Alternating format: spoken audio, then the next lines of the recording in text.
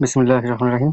আজকে আমরা অষ্টম শ্রেণী ক্লাস 8 এখানে দেখো ক্লাস 8 এর চ্যাপ্টার 5 পেজ 86, 87 এবং 90 পৃষ্ঠার সমাধান দেব। 88 পৃষ্ঠার সমাধান আমরা পরে দিব পরবর্তী ক্লাসে, কারণ এখানে ব্যবহারিক ক্লাস রয়েছে। ব্যবহারিক পরীক্ষাগুলো আমরা পরবর্তী ক্লাসে দেখাবো। আজকে আমরা শুধু সমাধান দেখিয়ে দিচ্ছি। আমরা এখন 86 পৃষ্ঠায় চলে আসছি। তো 86 পৃষ্ঠার নিচের সব সমাধানটা দেখে নাও। এই যে এখানে বস্তুর নাম, অম্ল নাকি ক্ষারক এবং কারণসমূহ লিখতে হবে। এখানে আমরা রাখছি বস্তুর নাম কস্টিক সোডা। এটা হচ্ছে সোডিয়াম হাইড্রোক্সাইড, যেটা দিয়ে আমরা সাবান তৈরি করি। এখানে হচ্ছে কস্টিক পটাশ, টয়লেট ক্লিনার তৈরি করা যায়।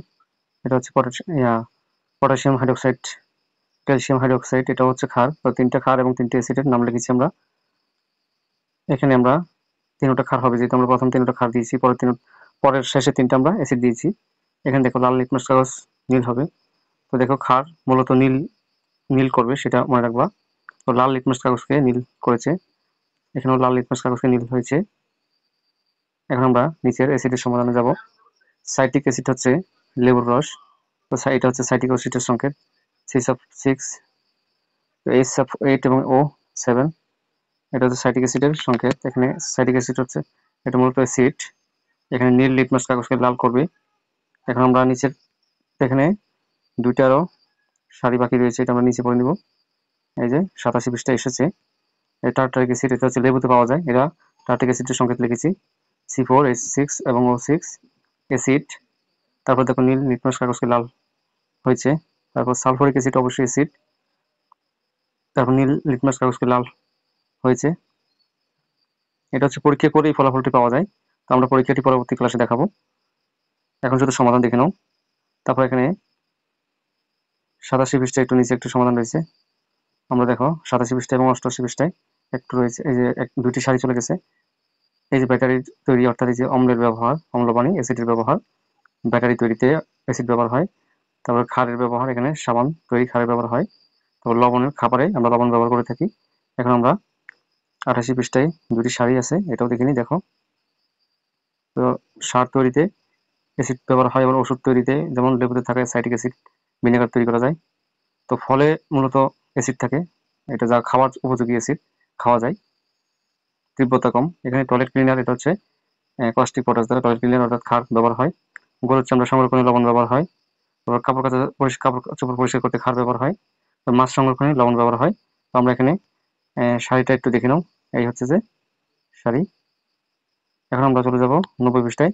এই পৃষ্ঠার সমাধানটা আমরা, যেহেতু এখানে এই যে এই এই অষ্টআশির এই কাজগুলা আমরা প্র্যাকটিক্যালি পরবর্তী ক্লাসে দেখিয়ে দিব। এবং এখানেও কিছু কাজ আছে 89 পৃষ্ঠায়। 89 পৃষ্ঠায় কিছু কাজ আছে, এটাও আমরা পরবর্তী ক্লাসে দেখিয়ে দিব ব্যবহারিক। এখন আমরা 90 পৃষ্ঠার সমাধানটা দেখে নিই, চলো। এই যে 90 পৃষ্ঠায় যেটা বলা হয়েছে, আগে পড়ে নিতে হবে, প্রশ্নটা আগে পড়ে নিতে হবে। এই যে 89 পৃষ্ঠাতে প্রশ্ন করা হয়েছে, নিজের উদ্যোগে ল্যাবরেটরি তৈরি করতে কেমন লেগেছে, নতুন কোনো চিন্তা মাথায় এসেছে কিনা, সেগুলো নতুন চিন্তাগুলো লিখতে হবে।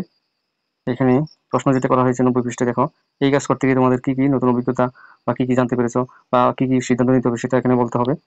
এখানে যেসব তেল এবং সোডিয়াম হাইড্রোক্সাইড মিশ্রণের সাবান তৈরি হয়, সেটা আমরা জানতে পারলাম। সাবান হাতে একটু মেখে পানি দিয়ে যখন হাত ধুয়ে নেই, তখন হাতে ফেনা হয়, সাবান ক্ষারের মতো আচরণ করে, সাবান একটি ক্ষারীয় পদার্থ। এখানে এটা আমরা বুঝতে পারলাম। তারপর 2 নম্বর হচ্ছে যে লবণাক্ত পানিতে কোনো ছত্রাক ব্যাকটেরিয়া বা ভাইরাস জন্মাতে পারে না। যে লবণাক্ত পানিতে কোনো ছত্রাক ব্যাকটেরিয়া বা ভাইরাস জন্মাতে পারে না। লবণ দিয়ে মাছ, গরুর চামড়া খাদ্য সংরক্ষণ করা যায়। এটা হচ্ছে সৃজনশীল উত্তর। এই যেখানে দেখো, এই সমাধানটা হচ্ছে সৃজনশীল উত্তর। এটা শুধু প্রশ্ন করা হয়েছিল, মানে লবণাক্ত পানি, গ্লাসে কিছু লবণ মিশ্রিত কিছু পানি নেওয়ার কথা ছিল, কিন্তু এখানে কোনো প্রশ্ন করা হয়নি বইয়ে। তবে আমরা উত্তরটা দিয়ে দিয়েছি, সৃজনশীল উত্তরটা। বইয়ে প্রশ্ন না করলেও উত্তর দিতে হবে, যেহেতু উল্লেখ করা হয়েছে। এখানে দেখো, তোমরা যে সাবান তৈরি করছো তার গুণগত মান কিভাবে বৃদ্ধি করা যায়, এটা একেবারে সৃজনশীল উত্তর দিতে হবে। তো দেখো আমাদের সৃজনশীল উত্তরটি, তেল ও কস্টিক সোডা সোডিয়াম হাইড্রোক্সাইড ভালোভাবে তেল ও কস্টিক সোডা সোডিয়াম হাইড্রোক্সাইড ভালোভাবে মিশানো এবং ভালোভাবে তাপ দিলে মিশ্রণটি ভালো হবে। তারপর গুণগত মান বাড়ানোর জন্য এখানে দেখো, এই যে গুণগত মান, সাবানের গুণগত মান বাড়ানোর জন্য যে যা যা করতে হবে, সেটা হচ্ছে 1 নম্বর, সাবান তৈরি করার সময় তেল ও কস্টিক সোডার সাথে যদি আমরা হলুদের গুঁড়া, কাঁচা নিম পাতার রস, সিলভার অক্সাইড মিশিয়ে দেই, তাহলে সাবানের গুণগত মান বৃদ্ধি পাবে।